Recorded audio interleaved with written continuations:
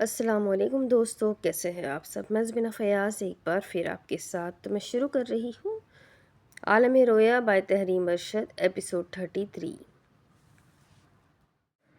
لٹو زمین پر گھوم رہا تھا۔ سلیمان مرغا بنے اسے دیکھ رہا تھا۔ بخت روا چارپائی پہ بیٹھے تھے۔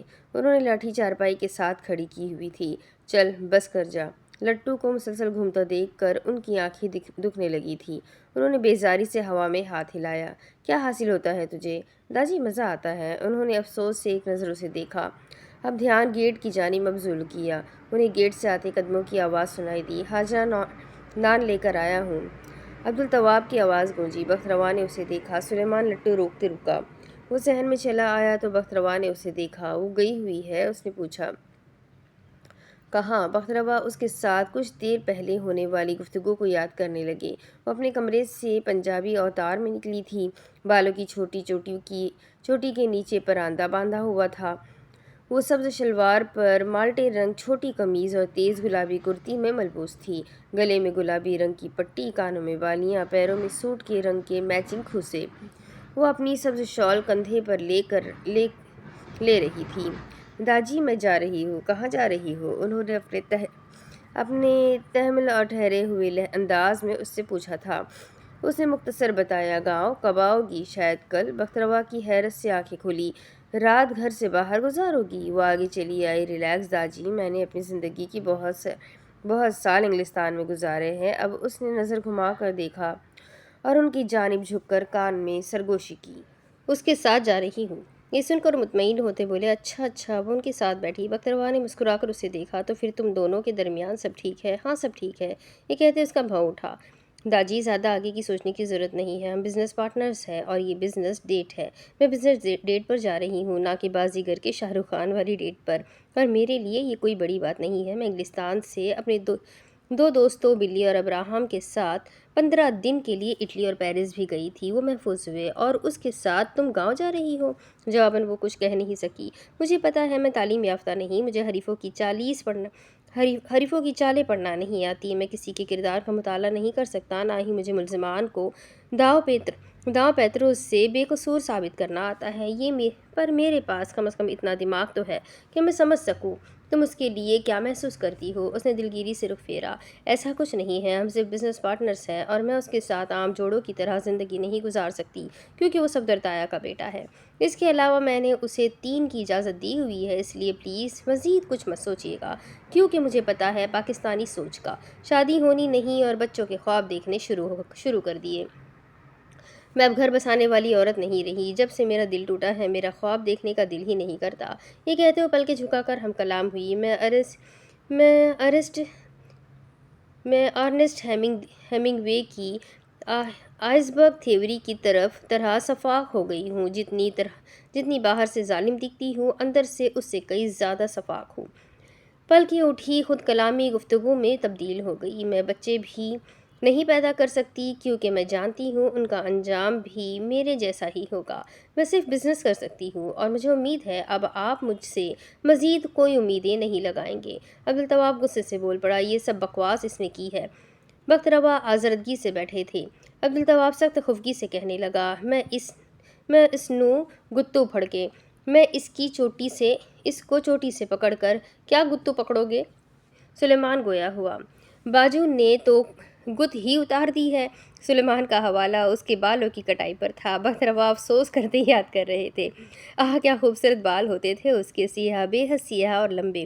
اس کی دادی اسے بال کھولنے ہی نہیں دیتی تھی کہ کہیں نظر نہ لگ جائے۔ جب کسی شادی پر کوئی دیکھتا تو اشش کرتا تھا، پر اب دیکھو انگریزوں کا رنگ لگوا کر کیا کر دیا ہے۔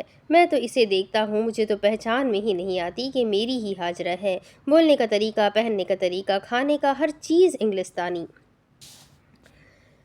دوسری طرف چوڑیاں مسلسل کھنک رہی تھی۔ ٹریکٹر کھیتوں سے ہوتے گزر رہا تھا۔ ٹیوب ویل سے پانی کی بوچھاڑ ان پر برس رہی تھی۔ شاز ٹریکٹر چلا رہا تھا۔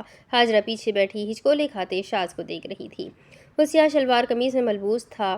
دھوپ آنکھوں میں پڑنے کے سبب اس نے چشمہ لگایا تھا۔ حاجرہ کی آنکھیں چندھیانے لگی۔ اس نے گلے پر لگا اپنا بھورے رنگ کا چشمہ اتار کر لگایا۔ اس کی نظر شاز پر گئی۔ وہ آرام سے ٹریکٹر چلا رہا تھا۔ جیسے جیسے ٹریکٹر آگے بڑھ رہا تھا اسے سرسوں کی خوشبو محسوس ہوئی۔ اس نے نظر گھما کر دیکھا، اسے پیلے پھولوں سے لبریز سرسوں کے کھیت دکھائی دیے۔ وہ کھیت آنکھوں کو عالم رویا کا منظر بخش رہے تھے۔ کیا ادھر کوئی میلہ لگتا ہے؟ اس نے اس بات میں سر ہلایا۔ ہاں لگتا ہے۔ کھیتوں میں اسے دیہاتی خواتین لاچا قمیض میں ملبوس دکھائی دی۔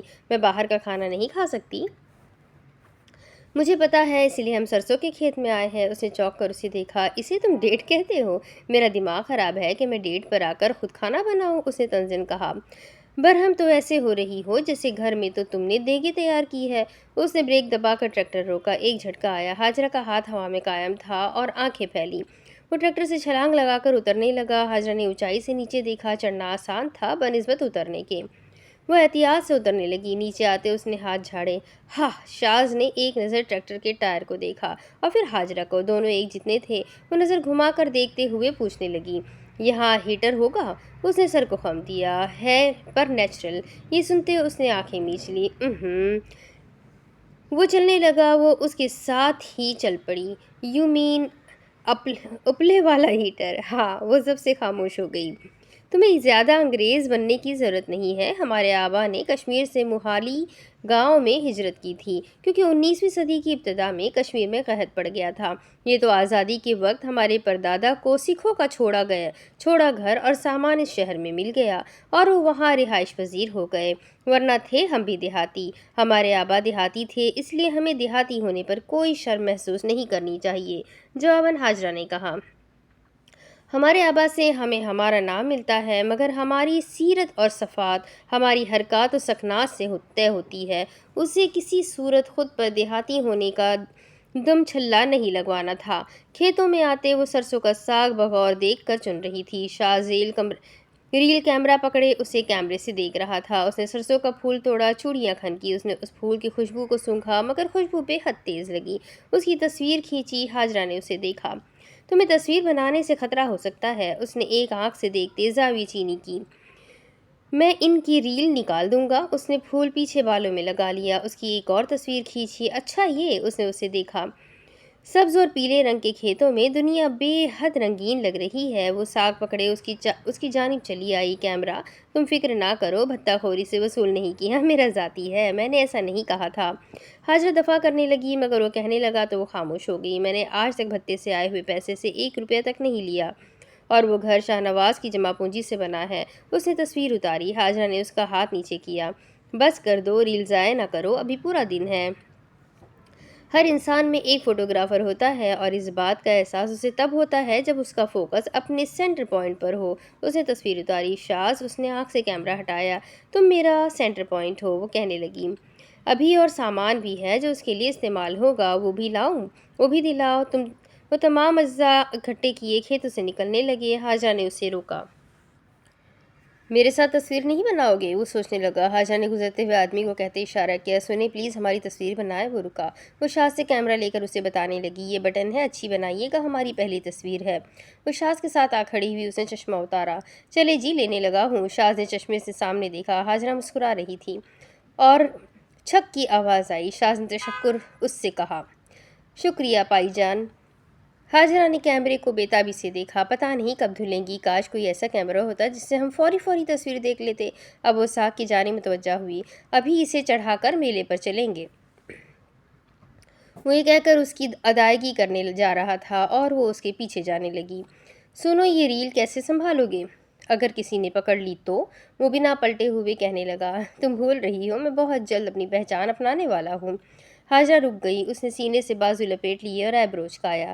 کیا یہ واقعی سدھر گیا ہے؟ اور کیا یہ واقعی میری اتنی بات مان رہا ہے؟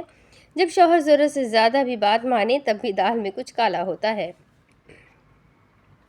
ہاجرہ اس کی کرمنالوجی اور اس کا مغربی اسکیپٹسزم،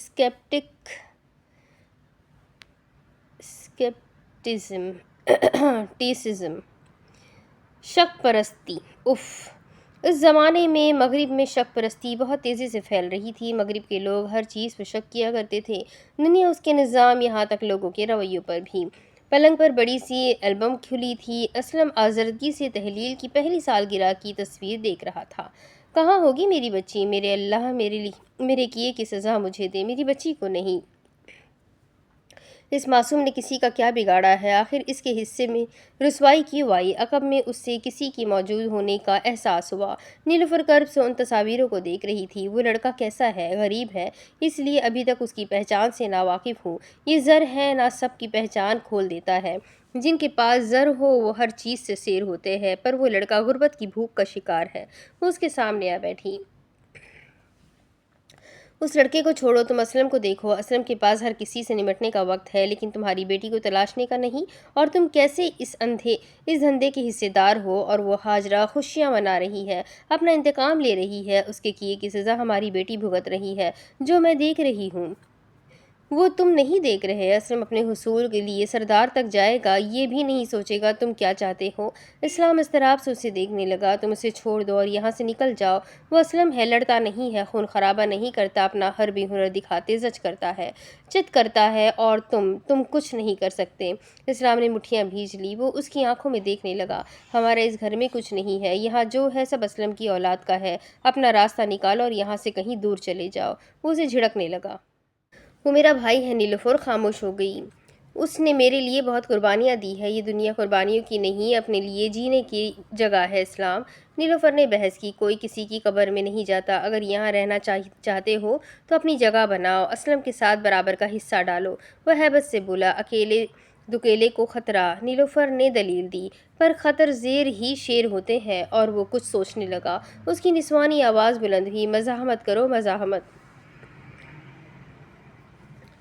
غصہ آ رہا ہے مجھے اس پر۔ عبدالتواب کو شدید غصہ آ رہا تھا۔ بخت روا سادگی سے کہنے لگے، اب کیا ہو سکتا ہے؟ اس لیے بڑے بوڑھے کہتے تھے، سال بھر کے کام کا نقشہ پہلے ہی بنا لو، اور اپنی بیوی کو پہلے روز سے ہی ٹھیک کرنا شروع کرو۔ میرا خون کھول رہا ہے داجی۔ عبدالتواب کا دماغ خراب ہو رہا تھا۔ وہ اتنا سب کیسے سنا گئی آپ کو؟ انہوں نے اس کی پیٹھ پر تھپکی دی۔ صبر کرو میرے بچے، صبر کرو۔ عبدالتواب نے گردن پھیر کر انہیں دیکھا۔ کیسے صبر داجی؟ یہ بہت زیادہ بدتمیزی تھی۔ وہ کیسے آپ کو یہ سب کہہ سکتی ہے؟ میں گھر بسانے والی عورت نہیں، ایسا کون کہتا ہے؟ بخت روا نے اسے قائل کرنا چاہا۔ بیٹا، اس کے رخ سے دیکھو، اسام کے بعد اس کی زندگی پوری طرح ختم ہو چکی تھی، اسے تھوڑا وقت دو۔ وہ خاموش ہو گیا۔ ٹھیک ہو جائے گی، صبر کرو میرے بچے۔ کیسے کروں صبر؟ وہ بیزاری سے بولا۔ سب کہتے ہیں صبر کرو، پر کوئی یہ نہیں بتاتا کیسے کروں۔ سلیمان نے اتفاق کیا، بالکل، مجھے بھی یہی جاننا ہے۔ بخت روا نے اپنے دونوں پوتوں کو مسکرا کر دیکھا اور دونوں کو شانوں سے تھامتے کہا، تو سنو۔ وہ دونوں ان کی جانب متوجہ ہوئے۔ اللہ فرماتے ہیں، یہ غیب کی خبریں ہیں جنہیں ہم آپ کی طرف وحی کر رہے ہیں۔ اس سے پہلے نہ تو آپ ہی جانتے تھے اور نہ آپ کی قوم جانتی تھی۔ بس صبر کرو، کیونکہ بہتر انجام پرہیزگاروں کے لیے ہے۔ یعنی صبر کرنے کی ترکیب انبیاء کے قصوں میں ہے، اور ہر اس شخص کے لیے جو ہر بد چیز سے پرہیز کرتا ہے۔ پھر اللہ فرماتے ہیں، اے ایمان والو، صبر اور نماز سے مدد لیا کرو، بے شک اللہ صبر کرنے والوں کے ساتھ ہے۔ نماز پڑھو گے تو اس کے ساتھ صبر آئے گا۔ پھر ذکر آتا ہے، اور جب جالوت اور اس کی فوجیوں کے سامنے ہوئے تو وہ کہا، اے رب، ہمارے دلوں میں صبر ڈال دے اور ہمارے پاؤں جمائے رکھ، اور اس کافر قوم پر ہماری مدد کر۔ ایک مرتبہ فیصلہ کر لو تو اس پر قائم ہو جاؤ۔ جو انسان ایک مرتبہ فیصلہ کر کے اس پر قائم ہو جاتا ہے، اللہ اسے صبر اور کامیابی دیتا ہے۔ اللہ بارہا فرماتا ہے، اگر تم صبر کرو اور پرہیزگاری کرو، یعنی بدخصلتوں سے بچو، چاہے تمہارا ایمان کتنا مضبوط ہو، تو وہ تمہیں صبر دے گا۔ پھر ایک جگہ ارشاد ہوتا ہے، اور کئی نبی ہے جن کے ساتھ ہو کر بہت اللہ والے لڑے ہیں، پھر اللہ کی راہ میں تکلیف پہنچنے پر نہ ہارے اور نہ سست ہوئے اور نہ وہ دبے ہیں، اور اللہ ثابت قدم رہنے والوں کو پسند کرتا ہے۔ وہ جو اس کے لیے بہادری اور شجاعت سے لڑتے ہیں، ہار پر مایوس نہیں ہوتے، صحیح اور غلط کے لیے آواز اٹھاتے ہیں، ظلم پر دبتے نہیں۔ صبر کرنا اس دنیا میں انسان کا امتحان ہے، اور اگر یہ اسے کرنا نہیں جانتا تو یہ اپنے پہلے امتحان میں ہی ناکام ہو جاتا ہے۔ صبر کے لیے خلیل کے راستے پر چلنا ہے، جہاں ظلم ہو آواز اٹھانی ہوگی، ناانصافی پر خاموشی ہو جانے والا خاموش ہو جانے والا کمزور ہوتا ہے اور اسے قبول کرنے والا بزدل۔ مسلمان نہ ہی کمزور ہوتا ہے اور نہ ہی بزدل۔ صابر سستی نہیں کرتے۔ جو سستی نہیں کرتا اللہ انہیں صبر دیتا ہے۔ پھر ایک جگہ ذکر آتا ہے، البتہ تم اپنے مالوں اور جانوں میں آزمائے جاؤ گے، اور البتہ پہلی کتاب والوں اور مشرکوں سے تم بہت بدگوئی سنو گے، اور اگر تم نے صبر کیا اور پرہیزگاری کی تو یہ ہمت کے کاموں میں سے ہے۔ اقلیتوں پر ظلم سے بچو، فرقوں کے تضاد سے بچو، دوسرے فرقے سے اختلافات پر خاموش رہو، اللہ صبر دے گا۔ معاشرے کے پھیلائے ہندوانہ رسم و رواج پر انتشار مت پھیلاؤ، مگر اسے بھلی طرح ترک کر کے خاموشی سے اخلاق کی تبلیغ کرو۔ اے ایمان والو، صبر کرو اور مقابلے کے وقت مضبوط رہو اور لگے رہو اور اللہ سے ڈرتے رہو تاکہ تم نجات پاؤ۔ بے وجہ لڑنا نہیں ہے، پر جب حریف سے سامنا ہو تو ڈٹ جانا ہے۔ ایک مسلمان نماز میں تاخیر کر سکتا ہے لیکن لشکر کشی کے روز پیٹھ نہیں پھیر سکتا۔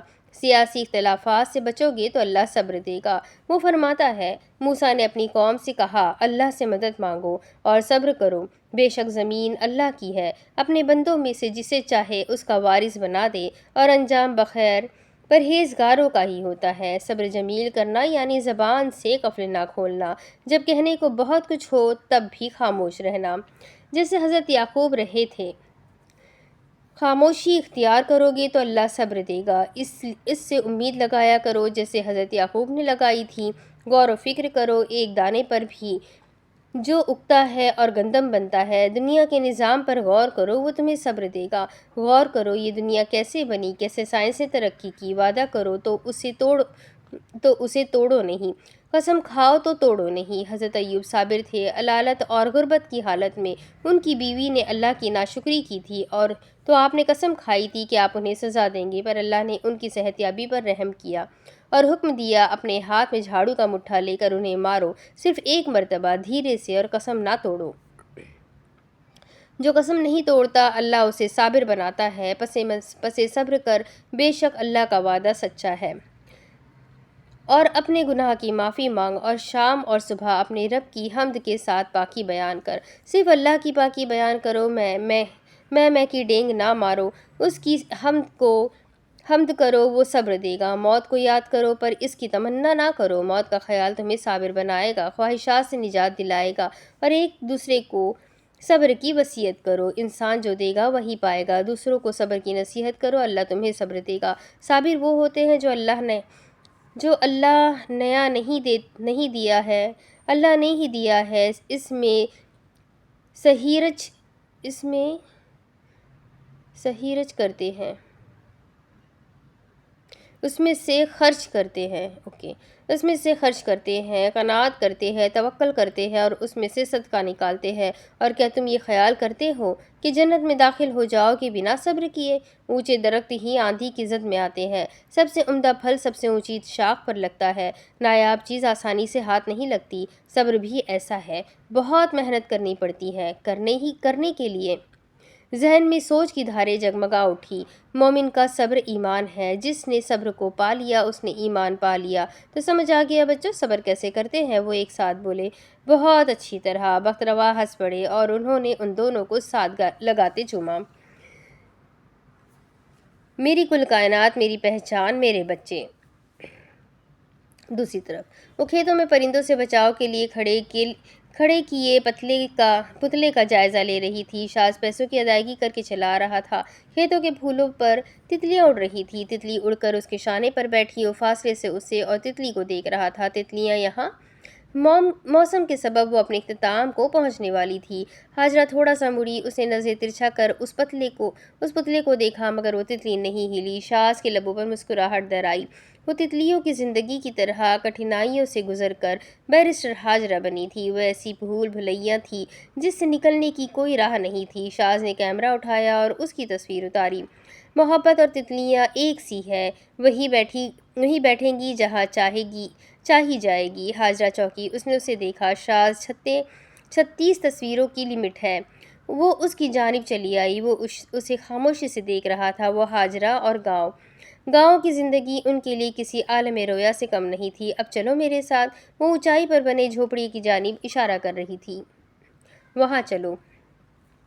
وہ اس کا بازو کھینچتے اسے لے کر جا رہی تھی اور وہ اس کی مفتون کرنے والے حالے میں اسے دیکھتے چلتا جا رہا تھا۔ شاذ ہاجرہ کے ساتھ ہوتا تھا تو شاذ ہوتا تھا، وہ نہیں ہوتی تھی تو پھر بس ہاجرہ ہوتی تھی۔ قدرت انسان کو اپنی تلخیوں کے درمیان عالم رویا دیتی ہے۔ قدرت نے بھی آج ان پر اپنی کرم نوازی کی تھی۔ دوسری طرف یشما گلشن کی آواز باورچی خانے سے سنائی دے رہی تھی۔ صلاح الدین صاحب چارپائی پر بیٹھے تھے۔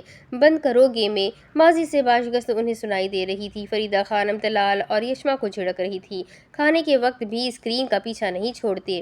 اسکرین کا استعمال بری چیز نہیں، مگر ضرورت سے زائد ہر چیز زہر ہے۔ میں یہ نہیں کہہ رہی اس کا کوئی فائدہ نہیں۔ پی ٹی وی پر تعلیم اور معاشرتی آگاہی کے اتنے اچھے پروگرام آتے ہیں، مگر ایک وقت ہوتا ہے، تم لوگوں نے تو اسے سر پر سوار کر لیا ہے۔ چلو آ جاؤ۔ اور یشما اور طلال بولے، ہاں آ گئے۔ یہ جو تم لوگ کھاتے ہوئے بھی اسکرین میں گھسے ہوتے ہو نا، اس کا معدے پر کوئی اثر نہیں ہوتا، کیونکہ یہ بالکل ایسے ہونا ہے جیسے سکتے میں ہونے کے مترادف۔ دھیان ہی نہیں ہے تو اثر کیا ہوگا؟ کم از کم کھانے کے وقت اس کی جان چھوڑ دیا کرو۔ انہوں نے کرب سے آنکھیں میچ لی اور سر ہلانے لگے۔ وہ گھر خالی ہو گیا تھا، ایسے لگتا تھا جیسے کبھی بسا ہی نہیں تھا۔ جہاں جہاں نگاہ جاتی ویرانہ ہی ویرانہ لگتا۔ فریدہ خانم چلی گئی تھی، صلاح الدین صاحب پیچھے رہ گئے تھے۔ جیون ساتھی کا چھوڑ جانا، حتیٰ دنیا تک کی اذیت اور بڑھاپے میں چھوڑ جانا قابل بیان اذیت۔ وہ اوپر جھوپڑے میں چڑھ کر بیٹھے تھے۔ ہاجرہ اپنے پیر ہلاتے گرد و پیش کا جائزہ لے رہی تھی۔ بے حد پرامن مقام تھا۔ چڑیوں کی چہچہاہٹ، تتلیاں، کھیت اور ہریالی، نیلا شفاف گگن۔ اس نے شاذ کو دیکھا، اس کے ہاتھ میں ساگ تھا۔ وہ پتلیاں سکیڑ کر مغرب کی جانب دیکھ رہا تھا۔ کیا دیکھ رہے ہو؟ اس نے اس کی نگاہ کا تعاقب کیا۔ وہ گھر۔ اس نے اس کی جانب اشارہ کیا۔ میں شاہ نواز اور ہانی بھابھی ویکینڈ منانے یہاں آتے تھے۔ وہ خود کو شاہ نواز کے ساتھ ٹیوب ویل میں نہاتے ہوئے دیکھ رہا تھا، کھیتوں میں اس کے پیچھے کپڑے چرا کر دوڑتے ہوئے۔ شاذ رک جاؤ، اور وہ کہے لگا کر چھلانگ لگاتے ہنس کر کہہ رہا تھا، پکڑ کر دکھائے۔ لبوں پر ایک کربناک مسکراہٹ تھی۔ ہاجرہ نے ایک نظر سرسبز کھیتوں کو دیکھا۔ پیلے پھولوں کا عکس اس کی آنکھوں میں اتر رہا تھا۔ میں بھی ایسے ہی بلی کے گاؤں اسکاٹ لینڈ جاتی تھی۔ اس کی ممی مسز ایلا میرا بہت خیال کرتی تھی۔ انگلستان میں میرا سب سے زیادہ مسز ایلا اور آنٹی معینہ نے خیال رکھا تھا، اور میں ایسی خود غرض۔ اسے افسوس ہو رہا تھا، پلٹ کر ان سے ایک مرتبہ بھی رابطہ نہیں کر سکی۔ اس نے اسے دیکھا۔ واپس جانے کا ارادہ رکھتی ہو؟ پتہ ہے نا۔ اس نے کوئی سوال کیا نہ گلا۔ ہاجرہ کو اس کی خاموشی بری لگی۔ یہ بھی تو کہہ سکتا تھا، میں بھی ساتھ چلوں گا۔ اس نے خود سے قیاس کیا، کیا یہ مجھے یوں ہی جانے دے گا؟ اس نے ایک گہری سانس لی۔ تم جن کی نہیں ہو، تم مورفائن کی جگہ ڈرگز لیتے ہو۔ اس نے عذبات میں سر ہلایا۔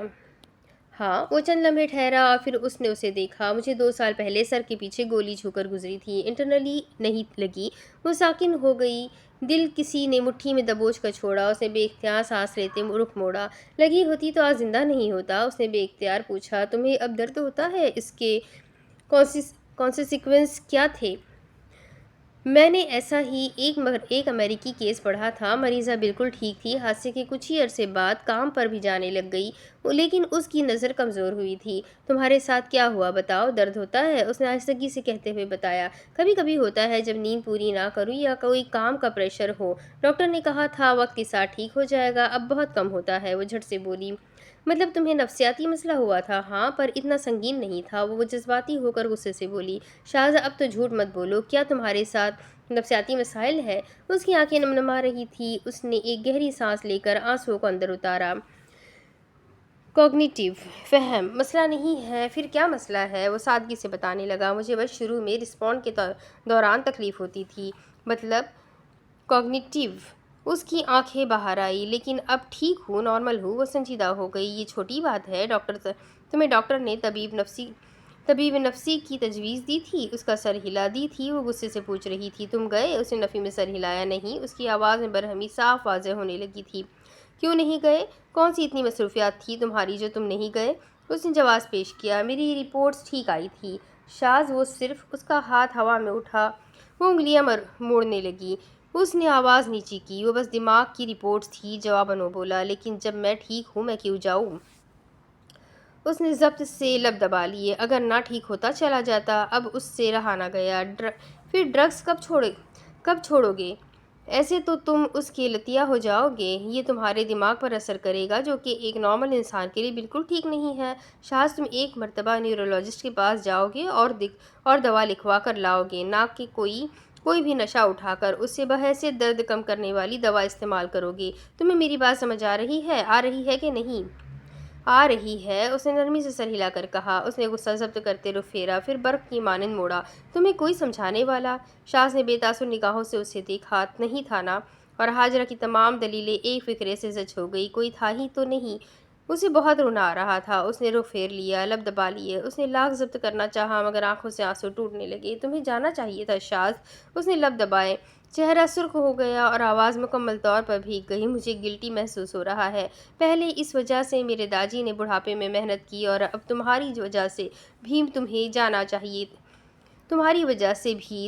چاہیے تھا۔ وہ رو رہی تھی اور غصہ بھی کر رہی تھی۔ مجھے نارمل زندگی گزارنے کی امید نہیں رہی تھی۔ اس کی دلیل پر اسے اور غصہ آیا تھا۔ تم ہر صورتحال، ہر موقع پر اتنا منفی کیوں رہتے ہو؟ اس نے سادگی سے کہا۔ میں منفی نہیں، حقیقت پسند ہوں۔ تمہیں ڈھونڈا بھی میں نے ہی۔ وہ اب اسے واپس سے سنانے لگی تھی، شاید اس کے لیے وہ اسے کبھی معاف کرنے والی نہیں تھی۔ اسی لیے تو وہ محبت کرنے سے ڈرتی تھی۔ نہیں، وہ محبت نہیں، اس کی اذیت سے ڈرتی تھی۔ ہم انسان محبت سے نہیں، اس کی اذیت سے ڈرتے ہیں۔ شاذ نے لب کھولے۔ کچھ مت کہنا، کوئی محبت نہیں ہے تمہیں مجھ سے، وہ سخت ناراضی سے کہہ رہی تھی، کیونکہ اس نے گہری سانس لی۔ محبت کبھی بھی تمہیں کامیابی کا تعاقب کرنے سے نہیں روکتی، بلکہ یہ تمہیں اس کی جانب راغب کرتی ہے۔ ان کے درمیان خاموشی چھا گئی۔ شاذ کی نظر ساکھ پر گئی۔ وہ دوسری جانب رخ کیے بیٹھی تھی، پلکیں بھیگی ہوئی تھیں۔ وقفے وقفے سے سبکیاں لیتی، وہ ضبط کر جاتی۔ ہاجرہ! بڑی دیر بعد کانوں میں آواز سنائی دی تھی۔ اس نے کنکھیوں سے اسے دیکھا۔ اس نے ساگ اٹھا کر اسے دکھایا۔ ساگ؟ اس کی آنکھیں پھیلی۔ مجھے نہیں آتا بنانا، تمہیں آتا ہے؟ اس نے سینے سے بازو لپیٹتے آنکھیں موند کر کھولی۔ میں 6 برس کی تھی جب میری ماں کا انتقال ہو گیا۔ 9 سال کی عمر سے میری چچی نے مجھے چولہے کے آگے بٹھا دیا تھا اور 15 سال کی عمر تک مجھے ہر چیز بنانی آ گئی تھی۔ پریکٹس نہیں کی پر ضرورت نہیں تھی۔ ابھی بھی سب کر سکتی ہوں پر وقت نہیں۔ اس نے اس سے ساگ لیا اور اٹھنے لگی۔ چلو، لے کر چلو مجھے اپنے شاہ نواز کے گھر۔ وہ اسے مسکرا کر دیکھتے اٹھا۔ اونچائی سے اس نے نیچے سرسبز لہلہاتے کھیتوں کو دیکھا۔ ہاجرہ! اس نے آنکھوں میں خفگی لیے اسے دیکھا۔ میرے علاوہ کسی بات کے لیے پریشان مت ہوا کرو، میری سب سے بڑی پریشانی ہو ہی تم۔ یہ کہتے وہ ساگ سنبھال کر سیڑھیاں اترنے لگی۔ وہ اتر کر نیچے آئی تو وہ بھی اترنے لگا۔ اس نے اسے نیچے آتے ہوئے دیکھا۔ تم پریکٹس کے لیے مان گئی، مجھے بہت اچھا لگا، اور تم نے کہا تھا ہم قانون کے غلام رہتے ہیں اس امید میں کہ ایک دن آزاد ہو جائیں گے۔ جواباً وہ بولا، اور جو آزاد ہو جاتے ہیں وہی سب سے زیادہ گمراہ ہوتے ہیں۔ ہاجرہ کے لبوں پر تبسم آیا تو اسے احساس ہو چکا تھا وہ کون تھا، اس کی اس معاشرے میں کیا اہمیت تھی۔ زندگی میں ہمیں ایسی چیزوں کی ضرورت ضرور ہوتی ہے جو ہمیں گمراہ نہ ہونے دے۔ مذہب، رسوم و رواج اور قانون ایسا ہی ہے۔ شاذ کے پوچھنے پر اس نے اتفاق کیا۔ بالکل۔ وہ اسے چلتے ہوئے ایک مرتبہ پھر سے ہدایت کر رہی تھی۔ میری بات یاد ہے نا؟ تم لازمی طبیب کے پاس جاؤ گے۔ دیکھو، میں تمہیں اس لیے سمجھا رہی ہوں کیونکہ میں نہیں چاہتی میرا دوست کسی مصیبت میں پھنسے۔ اس نے ماتھے پر بل ڈال کر بھویں اکڑا لیا۔ دوست؟ ہم دوست کب سے بن گئے؟ اس نے بیزاری سے دیدے گھمایا۔ اچھا، اگر ہم دوست نہیں ہیں تو پھر کیا ہے؟ پینگوئن؟ ہاجرہ نے ایک گہرا سانس اندر تک اتارا۔ شاذ نے مسکرا کر کہا، ناٹ بیڈ۔ تصور میں اس نے خود کو اور اس کو سفید پر کالے کوٹ میں دیکھا۔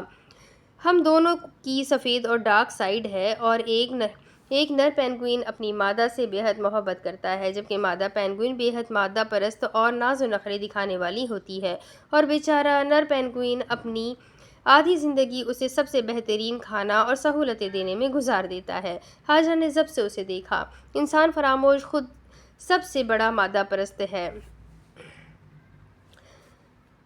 جب سے میری زندگی میں آیا ہے مجھ سے کام پر کام لیے جا رہا ہے اور مادہ پرست میں ہو گئی۔ شاذ نے اپنے کانوں کو چھو کر ہلایا اور اسے بتایا، بیوی میں سن رہا ہوں۔ جواباً وہ سنجیدگی سے کہنے لگی، تم خود کو کسی چرند پرند سے تشبیہ نہ ہی دو تو بہتر ہے۔ ان کی محبت میں خلوص ہوتا ہے۔ اس نے مصنوعی حیرت سے محفوظ ہوتے پوچھا، ایسا ان میں تم نے کون سا خلوص دیکھ لیا جو تمہیں مجھ میں نہیں ملا؟ وہ آگے بڑھی، ایک سمندری پرندہ ہوتا ہے البتروس، جب وہ اپنی ہونے والی بیوی کو پرپوز کرتا ہے تو اس کے لیے ایک پرفیکٹ شو پیش کرتا ہے اور اوپر آسمان میں 11 فیٹ کی بلندی تک جا کر ناچتا ہے۔ شاز کو بے حد برا لگا تھا۔ تو تم کیا چاہتی ہو، میں میراثی بن کر تمہارے لیے محفل سجاؤں؟ Good good news good heavens Hajra کے ضبط کا پیمانہ لبریز ہو گیا۔ گڈ ہیونز وہ نفی میں سر ہلاتے آگے بڑھ گئی۔ کس مشرقی آدمی کے ساتھ میں شادی کے رشتے میں بندھ گئی؟ وہ تیزی سے آگے بڑھی، وہ پیچھے سے چلا آیا۔ تمہیں کسی نے بندھوایا نہیں تھا، تم خود زبردستی میرے گلے پڑی تھی۔ وہ خفگی سے بڑبڑا رہی تھی۔ اپنی مشرقی اصلیت دکھا رہا ہے، اس نے اس کا تعاقب کرتے اسے پکارا۔ اچھا بتاؤ، پھر اب دوسری بار شادی کرو گی؟ وہ رفتار بڑھا کر جانے لگی۔ نہیں، مجھے نہیں کرنی، اور وہ مسکراتے ہوئے اس کے پیچھے آنے لگا۔ کوئی بات نہیں، پہلی بار تم نے مجھ سے کی تھی، دوسری بار میں تم سے کر لوں گا۔ یشما چھت پر چارپائی پہ بیٹھی ریڈیو پر معلوماتی خبریں سن رہی تھی۔ پرندوں نے منڈیر پر بسیرا کیا ہوا تھا۔ مکرونی بطریق کو بطخوں کی راجہ نسل کہا جاتا ہے۔ اپنے چچاؤں کی جدائی پر اس کا دل غمگین تھا، آنکھیں گریا کر رہی تھی۔ مکرونی بطریق سماجی جانور ہے، یہ انٹارکٹک جزیرے میں پایا جاتا ہے۔ آنکھوں سے آنسو ٹوٹ رہے تھے۔ مکرونی بطریق ان 6 بطخوں میں سے ایک ہے جس کی پیشانی پر شناخت کرنے والا تاج ہے۔ اس کا رنگ سنتری، پیلے اور کالے پنکھوں کا ہوتا ہے۔ اس نے آنسو پوچھ کر سرد آہ بھری۔ نر مکرونی بطریق انتہائی ذمہ دار ہوتا ہے۔ انسانوں کی طرح وہ اپنے بچوں کے لیے جنم کے فوری بعد سمندر میں اترتا ہے اور ان کا پیٹ پالنے کے لیے پرخطر دنیا کا سامنا کرتا ہے۔ راستے میں جنگلی سمندری جانور بھی آتے ہیں، پر وہ ان سے آخری دم تک لڑتا رہتا ہے، اس امید میں کہ اسے ہر حال میں واپس جانا ہے کیونکہ اس کی مادہ اور اس کے بچے اس کے منتظر ہے۔ یشما نے سسکی لی۔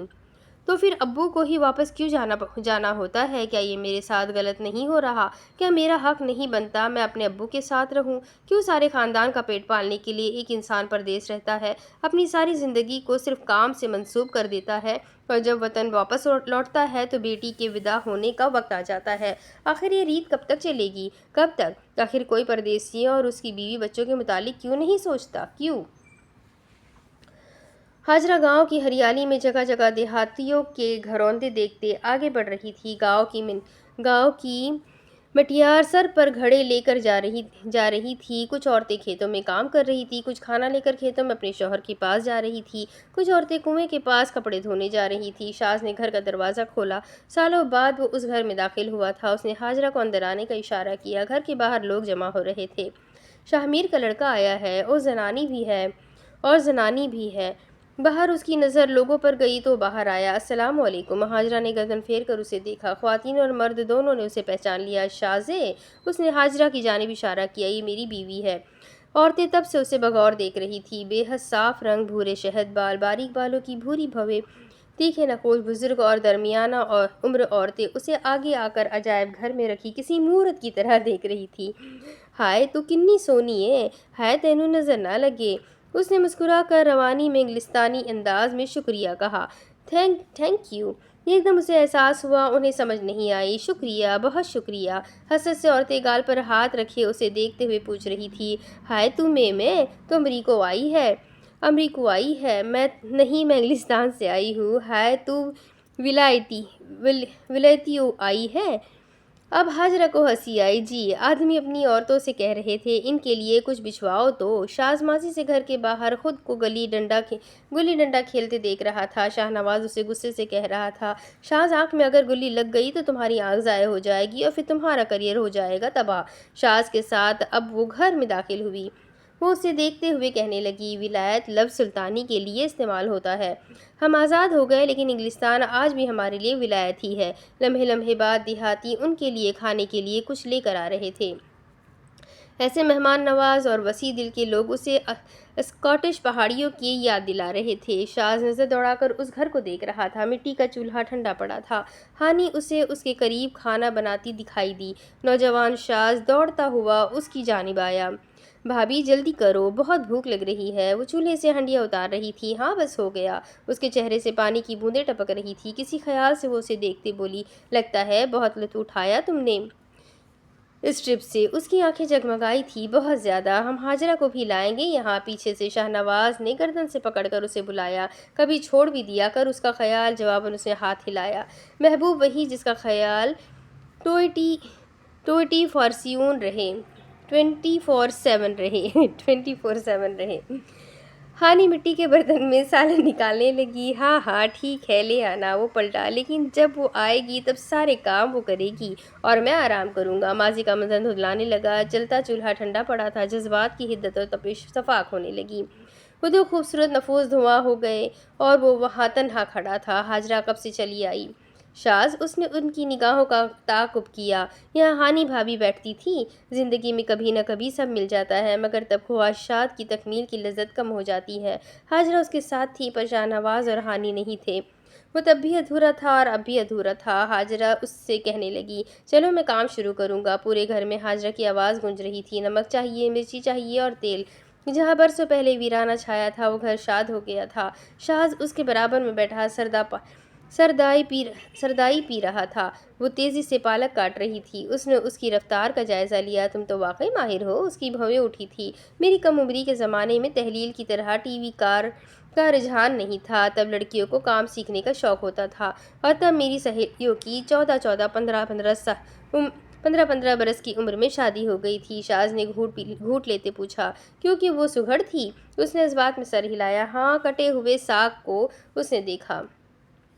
میں نے آخری بار ساگ ابو کے لیے بنایا تھا۔ اگلا گھونٹ شاز کے لیے زہر ہو گیا تھا۔ وہ اپنی ماضی کے دنوں کو یاد کر رہی تھی۔ اس کی آنکھوں میں قہر امڑ رہا تھا۔ میں نے انگلستان جانے سے پہلے انہیں خط لکھا تھا، وہ آئیں گے تو میں ان کے لیے مکئی کی روٹی اور سرسوں کا ساگ بناؤں گی۔ اس کی گلاس پر گرفت مضبوط ہو گئی۔ میں نے ان سے یہ بھی کہا تھا وہ سب چھوڑ دیں، میں وکیل بن کر آؤں گی تو ان کا دفاع کروں گی۔ اب تو سانس لینے میں بھی دشواری ہو رہی تھی۔ میں نے جانے سے ایک دن پہلے پوری میز ان کے لیے سجائی، لیکن اس نے کرب و الم سے اسے دیکھا تو اس کی نگاہیں پھیر کے چہرے کے تاثرات تبدیل کر لیے۔ وہ نہیں آئے۔ ایک آدمی کے لیے اس سے زیادہ کرونا کیا ہو سکتا ہے کہ وہ جس انسان سے بے حد نفرت کرتا ہو، اس کی بیٹی سے وہ اتنی ہی محبت کرے۔ وہ اسے بتانے لگی، سب کٹ گیا، اب اسے پانی ڈال کر چڑھاؤں گی، 2 ابال دلائیں گے پھر جائیں گے، ٹھیک ہے؟ شاز نے کچھ سوچتے ہوئے سر ہلا دیا۔ ٹھیک ہے۔ گلاس پر گرفت اب بھی مضبوط تھی۔ کسی سے مکئی کا آٹا تو مانگنا۔ وہ برتن سمیٹتے دیکھ رہی تھی۔ وہ خالی خالی نظروں سے چولہے کو جلتی ہوئی آگ کو دیکھ رہا تھا۔ اسے اپنے گھر سے آگ کے شعلے اٹھتے ہوئے دکھائی دے رہے تھے۔ گلابی اون کی گیند آدھی جل کر سیاہ ہو گئی تھی۔ شیرخوار بچے کے لباس جلے ہوئے زمین پر گرے تھے۔ وہ ایک تباہ کن منظر تھا۔ شاز، اس نے اسے دیکھا۔ وہ اسے بے تاثر نگاہوں سے دیکھ رہا تھا۔ وہ اس عورت کو نہیں چھوڑ سکتا تھا۔ وہ اس کے لیے ہر تلخ گھونٹ پینے کے لیے تیار تھا، اس بات کی پرواہ کیے بغیر ان کے درمیان مخاصمت کا خون تھا۔ وہ 1000 خطائیں بھی کرتی، اس دل میں حاجرہ ہی رہتی، کوئی اس کا متبادل نہیں ہوتا۔ اس عورت کا وہ ساری زندگی انتظار کر سکتا تھا۔ سرد دوپہر میں حاجرہ نے چولہے کے قریب سے اٹھتے ہوئے شاز کا لباس دیکھا۔ وہ چارپائی پہ پڑے اپنے بیگ کی جانب گئی۔ اس نے چارپائی کے قریب آتے جھک کر بیگ کی زپ کھولی، اوپر رکھا نیلے رنگ کا سویٹر نکالا، ہاتھ پھیر کر کروشیا کا فلپ موبائل کور نکالا۔ شاز اٹھنے لگا۔ آٹے کا پتہ کروں؟ شاز، عقب سے آواز سنائی دی۔ وہ رکا۔ وہ اس کی جانب چلی آئی۔ اس نے پتلیاں سکیڑ کر اس سویٹر کو دیکھا۔ اس نے قیاس کیا بالطواب کا ہوگا۔ اس نے اس کی جانب سویٹر بڑھایا۔ یہ میں نے رات کو تمہارے لیے بنا تھا۔ وہ تاثر نہیں دے سکا۔ اب اتنی بھی مطلبی نہیں تھی وہ۔ کافی دن سے رات کو نیند نہیں آتی تھی۔ میری جگہ تبدیل ہوئی ہے نا؟ وہ یکٹک اس سویٹر کو دیکھ رہا تھا۔ اب نظر کروشیا کور پر گئی تو میں نے یہ بنا ہے۔ سردیاں آ رہی ہیں، میری دادی نے مجھے سکھایا تھا، سویٹر سردیوں کی سوغات ہے، اپنے عزیزوں کو اسے بن کر دینا چاہیے۔ ہانی اسے سویٹر بنتے دکھائی دی۔ سوئیاں چل رہی تھی۔ ہانی، آپ تھکتی نہیں؟ ہر سردیاں ہمارے لیے 4 سویٹر بنتی ہے۔ مسکرا پڑی۔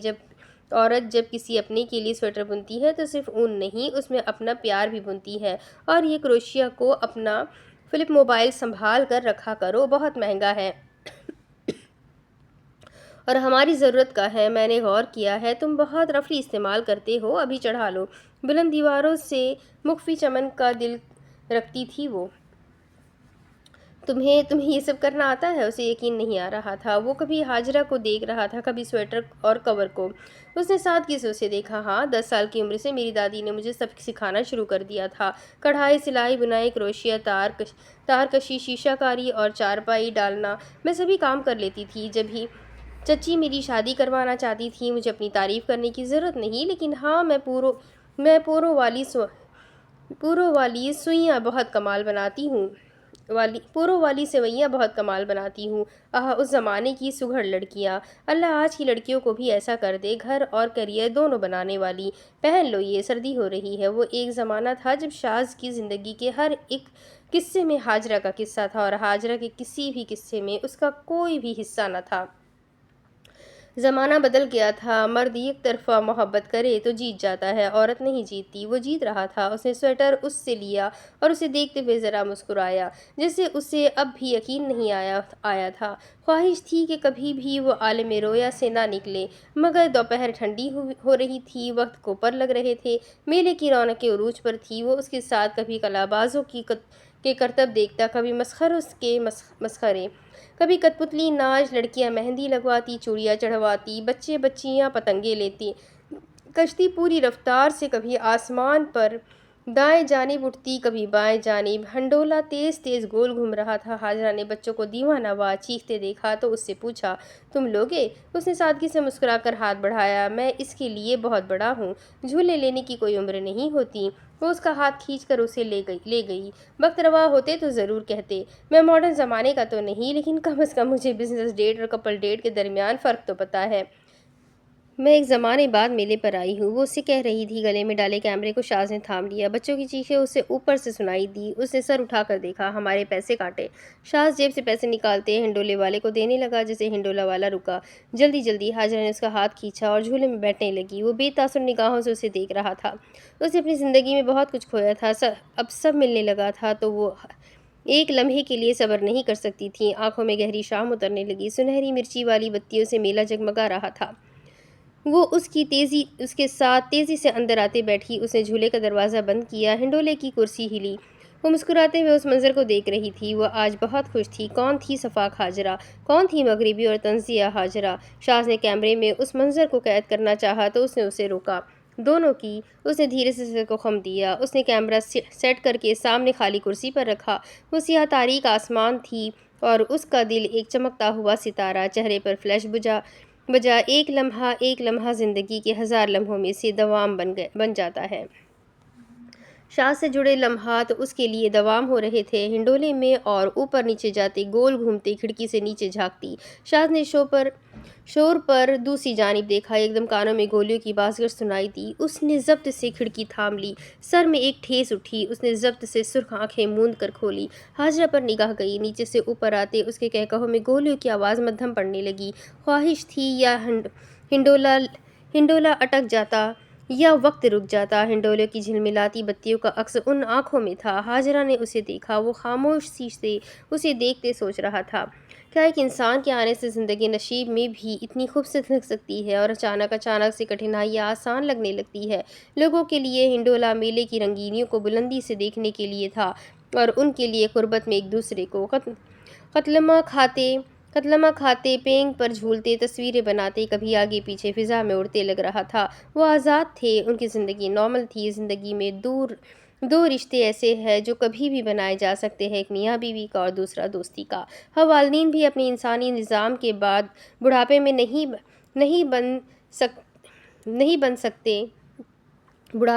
بن سکتے، پر شادی اور دوستی زندگی کے کسی بھی مرحلے میں ہو سکتی ہے۔ وہ بہت خوش نصیب لوگ ہوتے ہیں جنہیں اچھا جیون ساتھی اور اچھے دوست ملتے ہیں۔ شادی کا رشتہ دوستی کے ساتھ آتا ہے، نہ اس میں عمر دیکھی جاتی ہے، نہ رنگ، نسل، نہ ذات پات۔ شادی کا دوستی کے بغیر کوئی تصور نہیں ہوتا۔ شادی میں دوستی کا عنصر بے حد ضروری ہوتا ہے۔ وہ پینگ اونچی کیے ہوا میں جھول رہی تھی۔ بس ایک بار اور دھکا دے دو، میں تیز کر لوں گی۔ اس نے پینگ کی رسیاں تھامے پلٹ کر اسے دیکھا۔ تم بیٹھو گے؟ اس نے ہاتھ میں پینگ کا چوڑا سا بورڈ تھپتھپایا۔ اس نے آنکھیں پھیلاتے اسے یاد کروایا۔ حاجرہ ساگ اوہ، اس نے پیر روکے۔ چلو وقت ہو گیا ہے۔ وہ رسیاں تھام کر کھڑی ہوئی۔ اس نے انہیں چھوڑا۔ پینگ پیچھے جھولی۔ رات کالی ہو گئی۔ وہ اس کے ساتھ خاموشی سے چل رہی تھی۔ خوشی اور تفریح کے ذرائع عمدہ اور اعلیٰ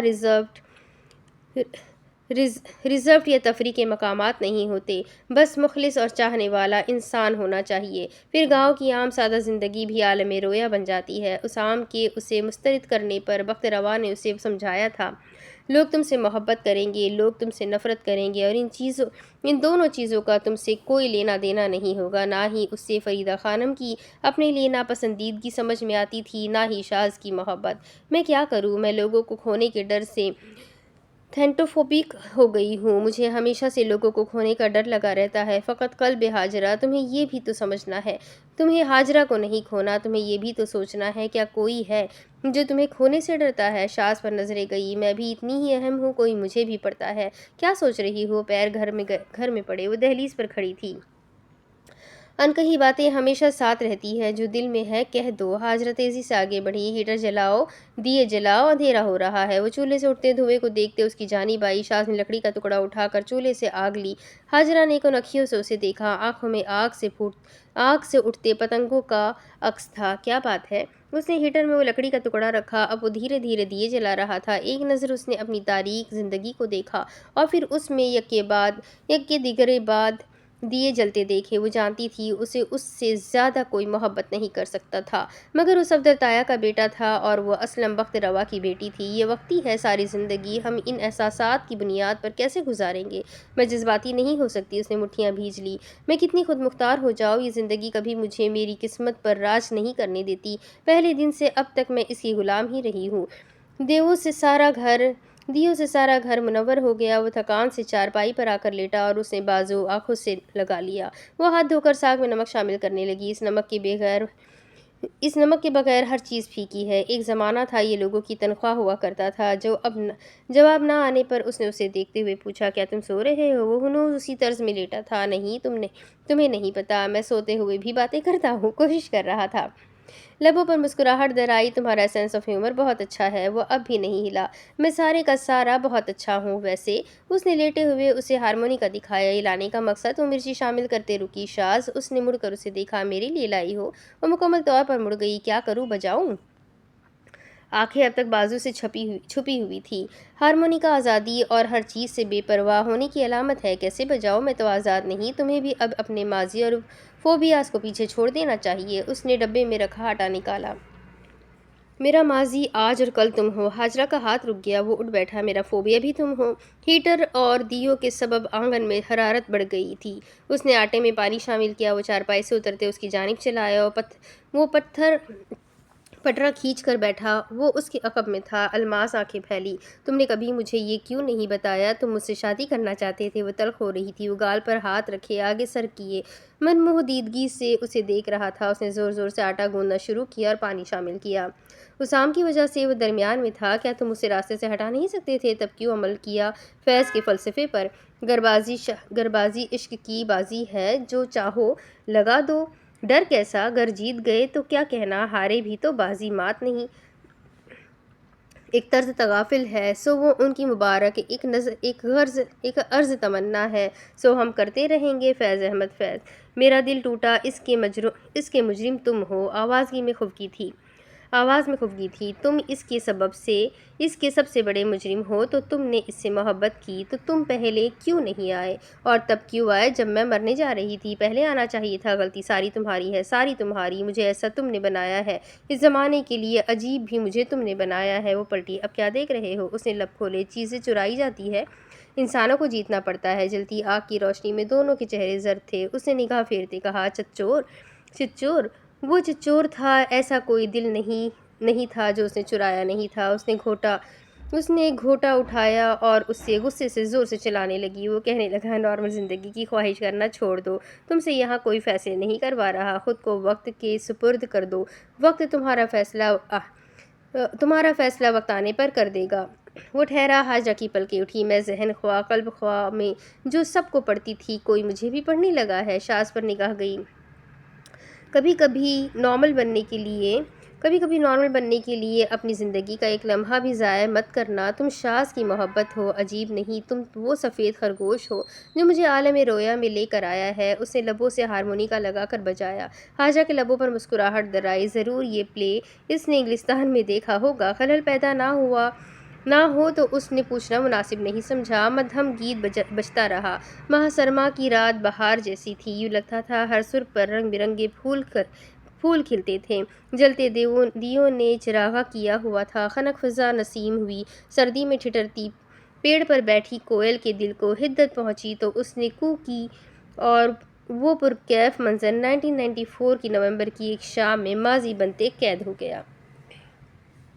اب اس کے آگے کی کہانی میں آپ کو اگلے ویڈیو میں سناتی ہوں کہ کیا ہوگا۔ یہ جاننے کے لیے میرے ساتھ بنے رہیں۔ ویڈیو کو لائک کریں، چینل کو سبسکرائب کریں، بیل آئیکن کو ضرور دبا دیں۔ ملتے ہیں اگلی ویڈیو میں، تب تک کے لیے اپنا خوب سارا خیال رکھیں، مجھے بھی دعا میں یاد رکھیں۔ اللہ حافظ۔